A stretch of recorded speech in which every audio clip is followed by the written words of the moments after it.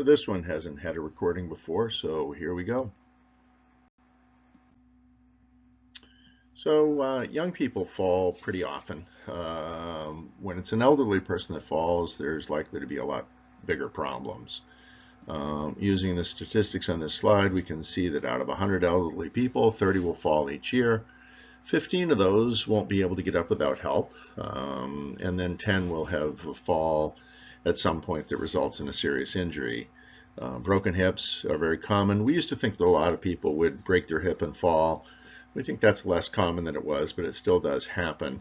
And unfortunately, a broken hip can really result in a cascade of decline, with a fairly high percentage of these folks ending up with cognitive problems and a pretty substantial mortality rate.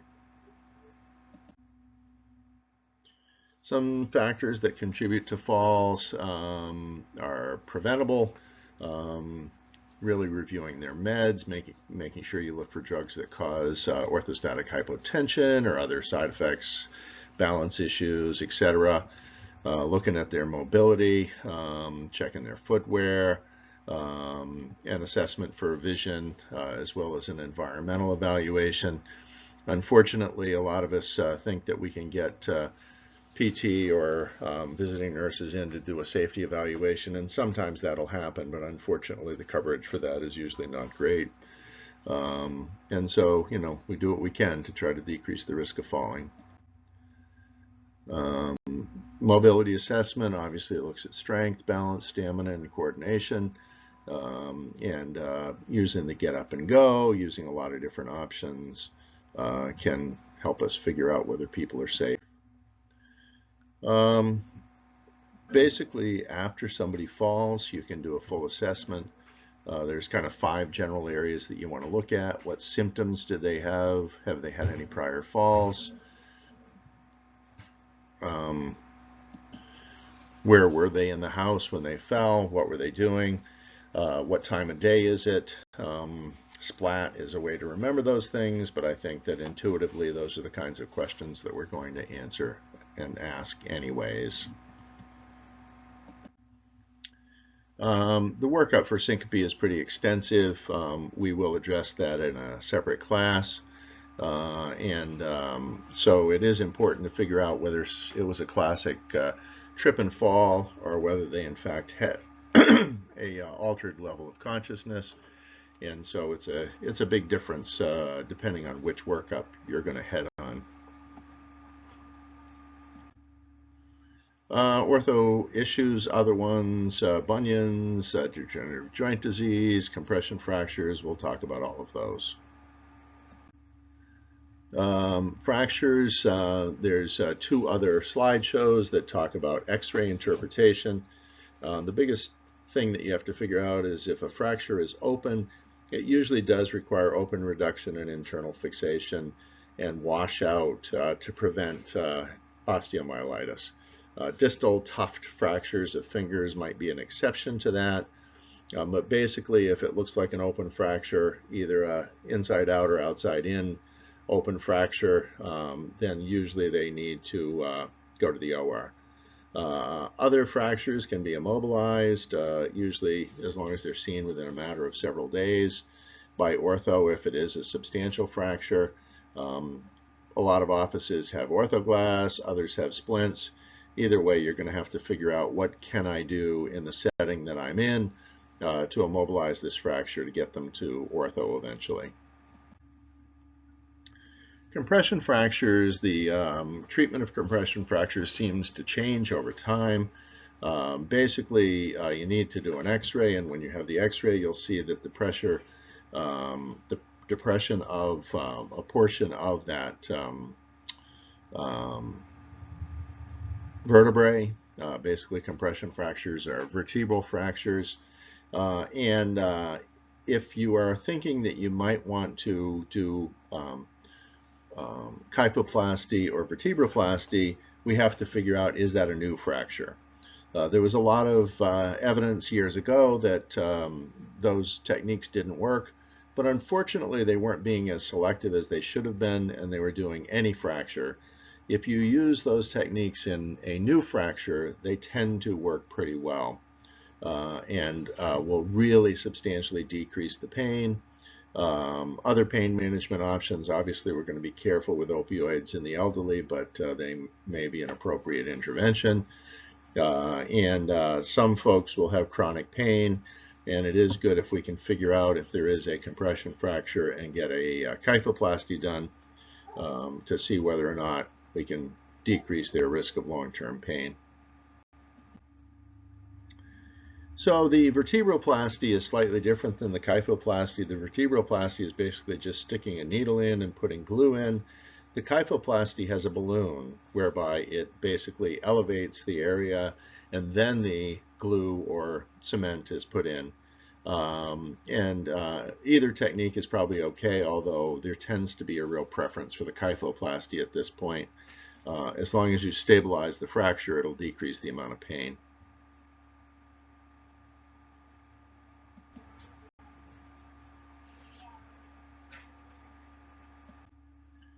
All right, so the kyphoplasty has the balloon.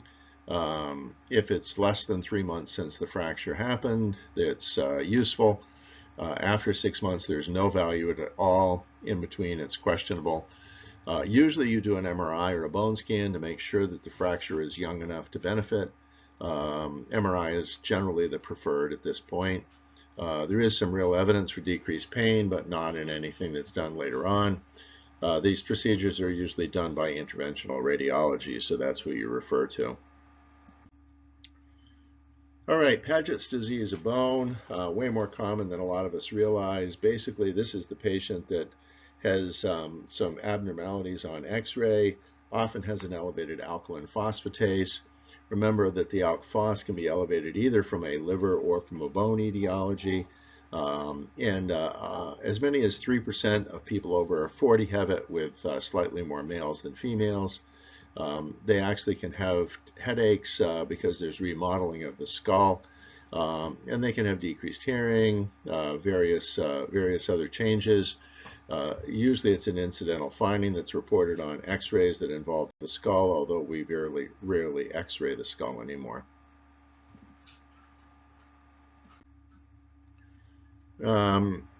Usually it's an incidental finding. Sometimes we go looking for it with an elevated alk phos. And the calcium and phosphorus levels are usually normal. Treatment is usually with bisphosphonates if it's symptomatic, same drugs that we would use for osteoporosis. Low back pain, almost all low back pain is not an emergency. The exception is cauda equina. The spinal cord ends at about L1, and anything below that is the cauda equina. If there's substantial pressure on the cauda equina, which causes bowel or bladder changes or saddle numbness, it needs to be decompressed fairly quickly, or else there'll be permanent damage to those nerves. And therefore, it is the rare situation in which you will get an emergency MRI and maybe emergency surgery.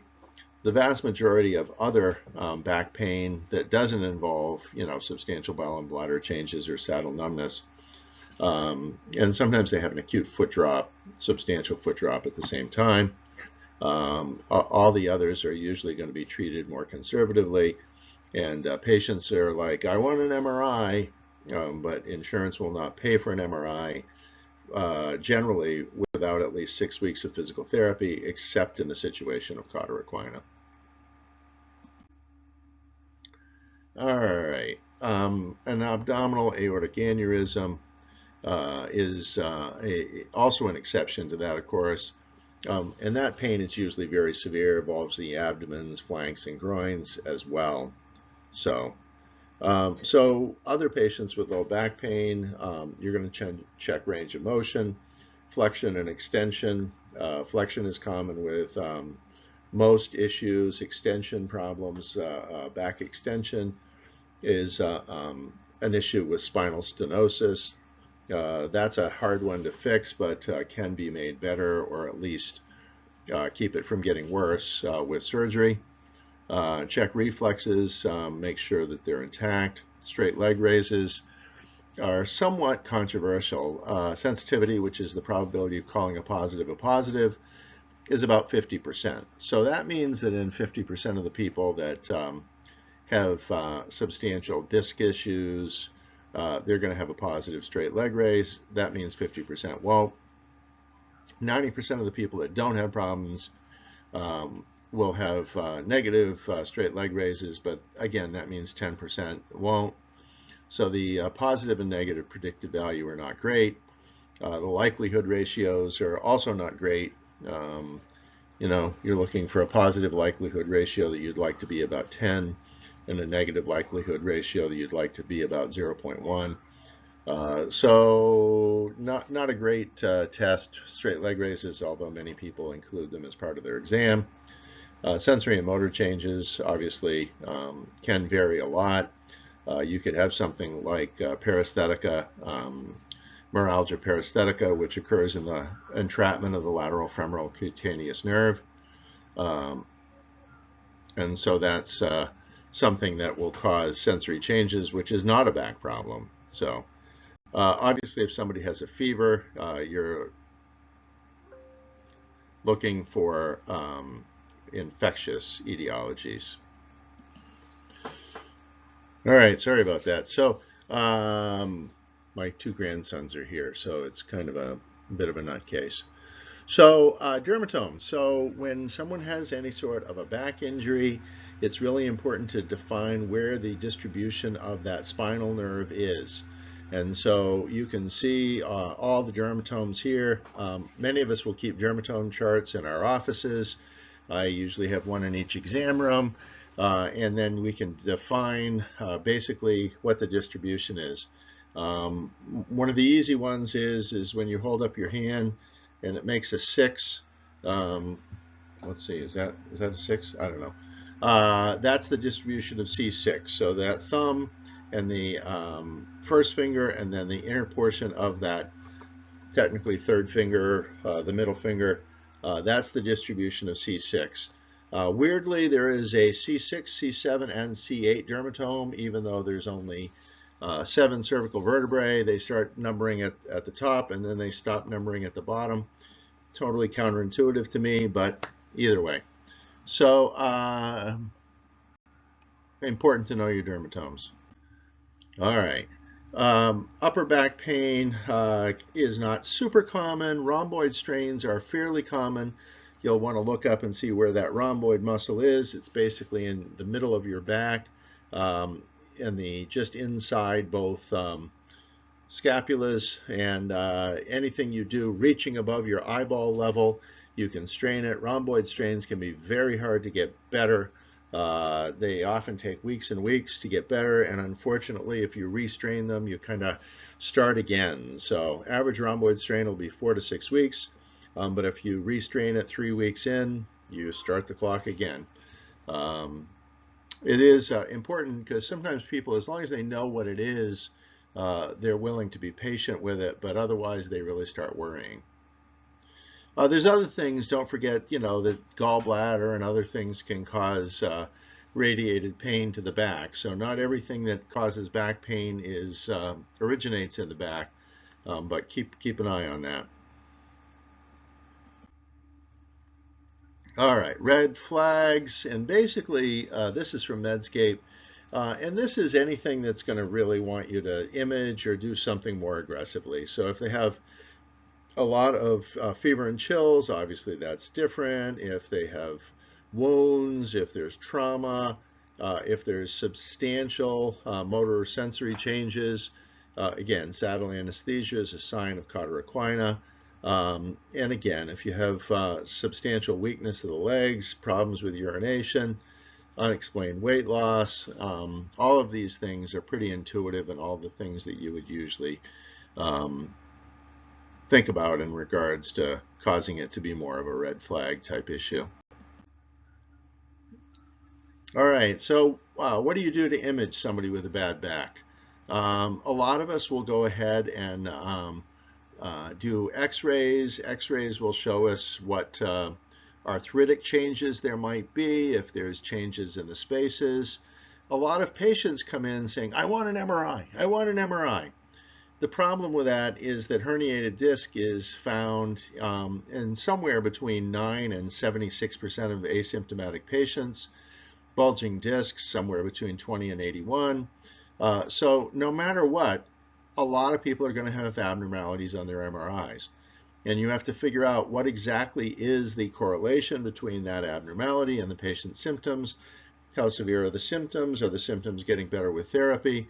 If they're getting better with therapy, we tend to ignore the MRI. If they're not getting better with therapy, then you may need to have a neurosurgery, or there are orthopedists that do operate on backs, but many do not. You have to be pretty specific finding the ones that do. All right. What's the role of muscle relaxants in low back pain? Cyclobenzaprine, which is Flexeril, has a number needed to treat of 3.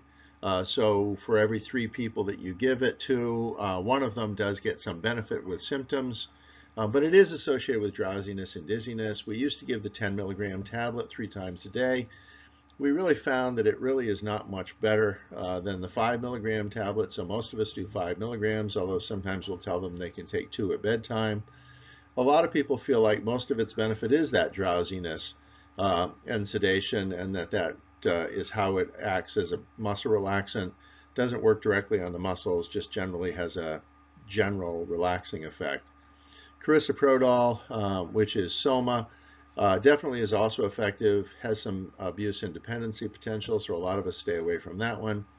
And metaxalone also can be used. All right, in the treatment of acute nonspecific low back pain, most of us are going to do NSAIDs, acetaminophen, and skeletal muscle relaxants, and the evidence is pretty strong that that's a good place to start. A lot of us will also use heat and or ice. Generally, ice is used initially. We used to say ice for 24 hours and then switch to heat. Generally, we say ice for 24 hours and then either ice or heat after that, whichever is effective. A lot of the professional trainers will actually alternate ice and heat in the same day. A lot of people forget to use NSAIDs and acetaminophen together because they think that they're conflicting, but they really are very synergistic. Advil 2 actually has both ibuprofen and acetaminophen in it, but a lot of people, if they max out their NSAIDs and their acetaminophen, can actually go without any stronger pain medicine. Compartment syndrome is not a back problem. It's a leg problem, usually associated with contusions or problems with the lower leg. If you have somebody that has lower leg symptoms and they have pain way out of proportion to what they should, usually unrelieved by narcotics, you worry that there's a buildup of pressure in one of those compartments, usually the anterior compartment in that lower leg. If you don't decompress it soon enough, it actually can cause nerve damage, and it is something to be on the lookout for. They don't lose their pulse usually because there's not usually a pulse that goes through that particular compartment, but obviously loss of pulse would be a sign of an arterial problem. You could also have it in the arm or the gluteus. I've actually seen like 1 case of each over the past 30 years. There used to be something called Volkmann's ischemic contracture that would occur in the arm, and it was usually associated with compartment syndrome, sometimes related to birth trauma, but it's actually pretty rare now. All right, so here's your compartments. The tibia is there on the left in the bottom, and then the fibula is there. And you can actually see where that anterior compartment is right in front of that. Usually your blood vessels go through near the deep in the deep posterior compartment. So usually there is not a loss of blood flow. Overuse syndromes are fairly common. Carpal tunnel syndrome. You want to do the Phelan's and the Tinel's tests, although they're not particularly sensitive or specific. Phelan's is when you have them stand and hold their hands back to back, or the dorsum of each hand holding it up. Sometimes will cause numbness and tingling into the hands. Tinel's test is when you have them tap over their wrist. And again, de Quervain's tenosynovitis is a fairly common tendon issue. The Finkelstein test, which is where you have them take their hand, put their thumb into it, and then deviate laterally out towards the ulnar side. And usually they'll have substantial pain right over that wrist and lower forearm. Epicondylitis.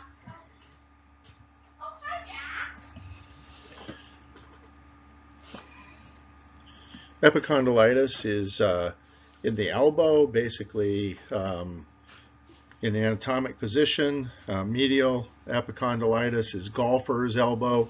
That's basically the inside of the elbow. Lateral is tennis elbow. Treatments, NSAIDs. Interestingly, if you put a strap just distal to the elbow, that's a tennis elbow strap, amazingly people will get better very quickly and very easily. On the other hand, golfer's elbow is pretty hard to get people better. They talk about autologous blood infusion. Really, that's plasma. That's the kind of thing that QC Kinetics and some of those places do. Unfortunately, most insurances do not cover that kind of thing. Cortisone is usually well covered, but it gets very expensive, and QC Kinetics, I've seen people have estimates of $3,000 or $4,000 for a treatment plan. So it is more natural. It does not include any steroids or artificial medications, but it can get very pricey. These are the two. The tennis elbow strap is there on the left. Has to be a little bit more distal than that usually. And then the golfer's elbow brace is on the right. Rotator cuff. So basically the rotator cuff is that internal and external rotation, internal, external rotation. A lot of people feel like there's an impingement with that. And impingement is an interesting idea because the evidence is not particularly strong that that happens. It's also interesting because lots of times they talk of tendinitis, which is an inflammation. Sometimes if you go back and you trace it back and do the anatomic evaluation, it's not really inflammatory. So some people call it a tendinosis now. And so the biceps tendinitis is right in the shoulder. Rotator cuff is usually kind of posterior to the shoulder, and substantial decreases in abduction and shoulder flexion, which is coming up forward. Clavicle fracture, usually as long as the two fragments are in the same room, you're fine. If it's open or if it's pointed such that it might open, might need open reduction and internal fixation. But generally, clavicle fractures do very well. So if you abduct the patient's shoulder to 90 degrees, ask the patient to lower the arm slowly. If they can't do that, if it drops very quickly, that is usually a sign that there may be a rotator cuff tear. Diagnostic accuracy is not spectacular, but it is a test that you will see people do. Empty can, likelihood ratio is about 1.78. Again, you really want it to be 10 for it to be perfect, and negative likelihood ratio is as low as 0.22, but it can be as high as 0.63. Sensitivity is somewhere between 40% and 90%, so the probability of calling a positive. And again, it's one of those things that any of these tests are far from precise, so that if there is substantial suspicion, they often will go ahead and do an MRI. Again, usually you have to do 6 weeks of therapy unless it's a dramatic. Sometimes orthopedics can get it quicker than that, so that's often an argument for sending people to orthopedics. X-rays for the rotator cuff. You can, if you're very sophisticated, get an idea of what's going on. The problem is that most of us are not that sophisticated, and we will refer to ortho, and they will usually do an MRI. MRI is the standard. Okay, 4 muscles to the rotator cuff. Again, some people are going to get very sophisticated and figure it out. I think the important thing for me is to remember that all of these, or most of these, are innervated by C5. So if you had a C5 radiculopathy, you could get something that looked a lot like it. so that if you've got substantial abnormalities, the MRI is going to answer the question of whether there's any pathology there. But again, usually ortho is going to order that. Vertical line right along the anterior humerus, so it's right here in the front. Sometimes the pain is vague, but usually they will get better with rest. Those of us that are not sophisticated practice all orthopedics by rest, ice, compression, elevation, and non-steroidal anti-inflammatories. PT will sometimes do phonophoresis and iontophoresis. Phonophoresis is driving steroids in using ultrasound. Iontophoresis is driving steroids in using electrical stimulation. And the other way, of course, is to do oral steroids, but you do get more side effects. It's usually a good trial because if you do oral steroids and people get better, sometimes referring them for either PT or I don't see biceps tendons injected. I think there's a fear of injecting tendons because they may rupture if you do too much steroids. Clavicle fracture, again, they talk about an immediate referral, but as long as it's a closed fracture, there's no need for that. The figure of 8 is definitely out of vogue. Some people still use it later in the management, but mostly you put them in a sling. Most of us have them follow up with orthopedics. If you're way out in the willy wags, you might be able to manage it without orthopedics, but they usually do very well. Fibromyalgia, we used to say that they had to have 3 months of symptoms and have 11 of 18 tender areas. That criteria is now gone. So basically the criteria is much more liberal. My experience has been that if something really responds to gabapentin, or especially pregabalin, which is Lyrica, it's likely to be fibro. And I do think it's a real thing, even though, to be honest with you, before we started having good luck with Lyrica, I had doubts in my mind, but it does seem to be real. Reflex sympathetic dystrophy is a rare condition. They'll have pain, swelling, color changes, and increased sweat. It is very difficult because if you don't stem the tide very early, they can sometimes go chronic and they end up with increased hair growth on those extremities. It can be really, RSD can be a really chronic pain nightmare. Again, these are the fibromyalgia points, but they're no longer of any importance. Pediatrics, basically all fractures can be classified in pediatrics if the growth plate is open. Salter 1 is important because it looks like a normal x-ray. And basically it's a crack across the growth plate, which you just can't see. If they look swollen and painful and they look like a fracture, you treat it like a fracture. And so the Salter-Harris classification, ME, me. So Salter 1 is across the epiphysis. Salter 2 is affecting the metaphysis. Salter 3 is just affecting the actual epiphyseal fragment end.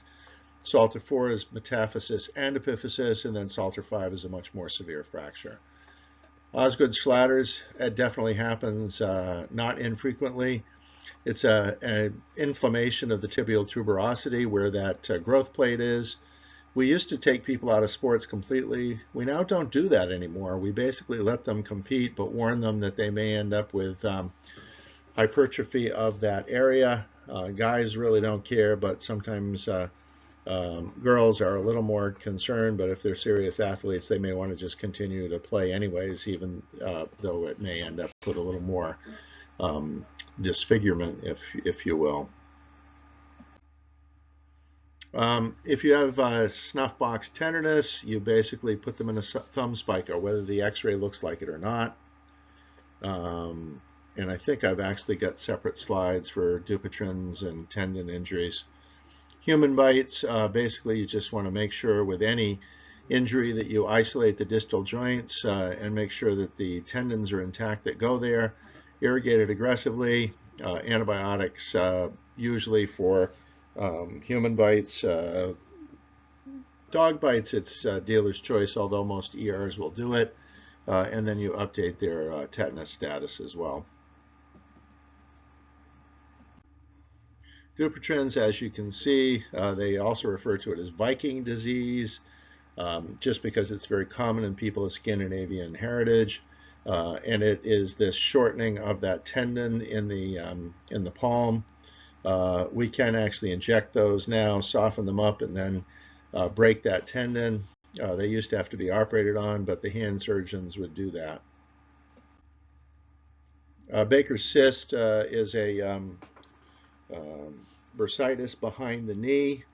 Can be drained, but usually it's only orthopedics that drains it because there's so much back there that you can get in trouble with. So you really want to stay away from trying to drain almost any bursitis, but this is the one you really probably definitely want the specialist to do.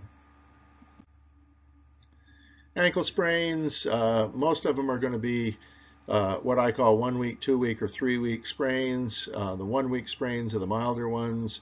You can put them on an air cast, you ice it.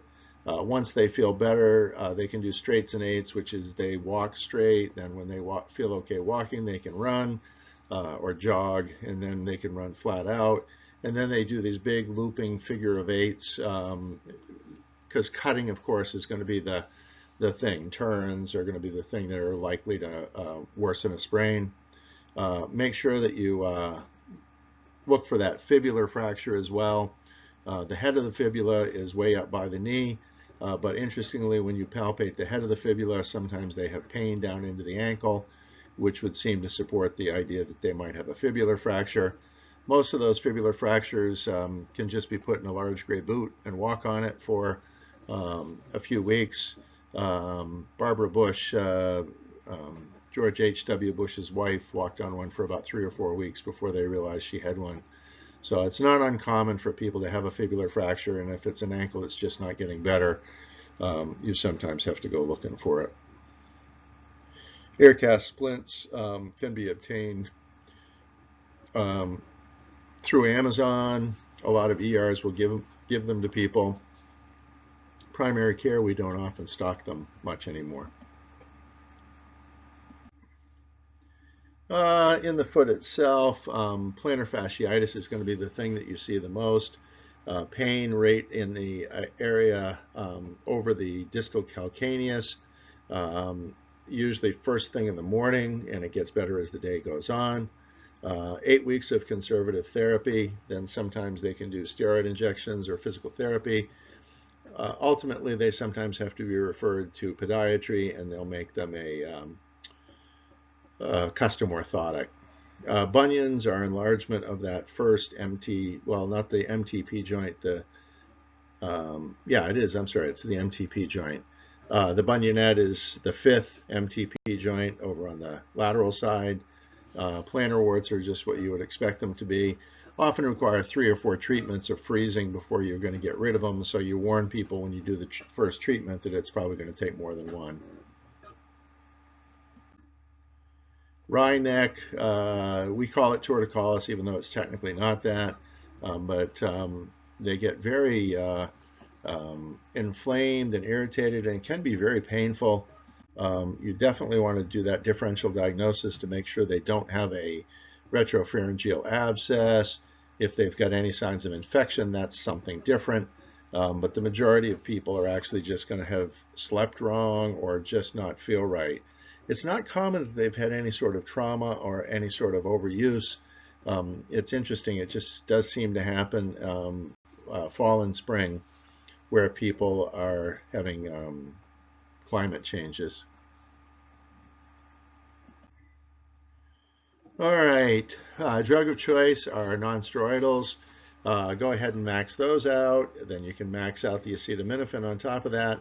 Some people need opiates to be able to sleep and be able to function, but obviously we use those cautiously. Benzos can be used as a muscle relaxant. The other muscle relaxants are okay, but oftentimes not strong enough.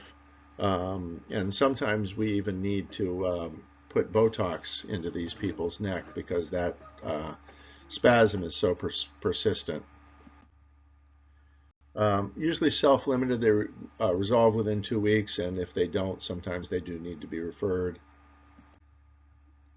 Gout, and so you need to make sure there's not a septic joint. If there's a septic joint, all bets are off. It'll need to be drained, and they'll need to be on IV antibiotics. If there's not a septic joint, no fever, no chills, you may want to do a blood count just to make sure that there's no elevated white count. Sed rate may be very modestly elevated in gout, but it shouldn't be elevated. Uric acid is kind of a plus minus. Some people, their uric acid goes up, and they get gout because of that. Other people, their uric acid is high, but then it all sequesters into the joints. So when you draw blood, it's either normal or sometimes even low. So doing a uric acid is a common thing to do, but just don't rely on it too heavily as far as making treatment decisions. The usual management is NSAIDs. Indocin is an NSAID that has great anti-inflammatory effect, but not great pain relief effects. So you do want to do acetaminophen and or opioids on top of it for comfort. Colchicine is a medicine that seems to have found its legs again. It's used now for pericarditis. It's used for a bunch of things, but you can usually use a single burst and sometimes repeating it a few hours later, but it isn't something you need to leave people on for any period of time, although colchicine can be used as a prophylactic medicine in gout. Steroids are what a lot of us use. They work both on gout and pseudo-gout. Pseudo-gout is a different type of crystal. It's not a uric acid crystal. I think it's a pyruvate crystal that forms in the joints. Either way, the steroids will work for it, but again, the steroids the complications of steroids have to be considered. If someone has elevated uric acid and they've responded to treatment, it's probably gout. It really probably doesn't matter, but if you have somebody that's getting repeated episodes in the uric acid, the normal's up to like 8.5 or 9, but when we put them on treatment, we really want to keep their uric acid below 6. So for most of these people, if we control it and their symptoms go away, it's probably gout. If not, it could be pseudo-gout or something else. Some people refer a lot of these patients to rheumatology. Others keep them in primary care. And again, the treatment failure of gout, more likely to have upper extremity involvement and predominance of the small joints. Tophi can mimic rheumatoid nodules. And again, the only way to really know is to aspirate a joint and see if there's uric acid crystals there. Primary care rarely does that. Ortho even really rarely does that, although rheumatology does it on a regular basis. Ganglion cysts are cysts of the covering of a nerve, and basically they enlarge and they can be very painful. We used to break them with the Bible. That's the old saw, if you will. We don't usually do that anymore. We usually leave them alone, and lots of times they'll go away. They can happen in children. Mucoid cysts are the same things that happen on toes and hands, and they'll usually eventually go away as well, although sometimes they do have to be surgically removed.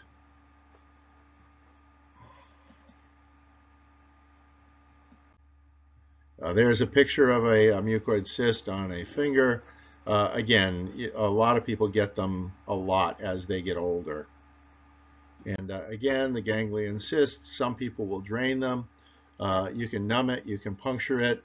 The recurrence after aspiration may be as high as 80%, so that is why most of us do not bother to drain them. But if you have somebody that insists that you do that, you can do it. It's not a very technically difficult procedure, although you want to make sure that you have a big enough needle to get the fluid, because lots of times the fluid is very viscous and very concentrated. Some people put a steroid injection into the empty cyst, which will decrease the rate of recurrence. But again, that's a little bit more risky. Everybody has their own preferences, and ganglion cysts don't really even have to be treated, but a lot of patients don't like the look of them.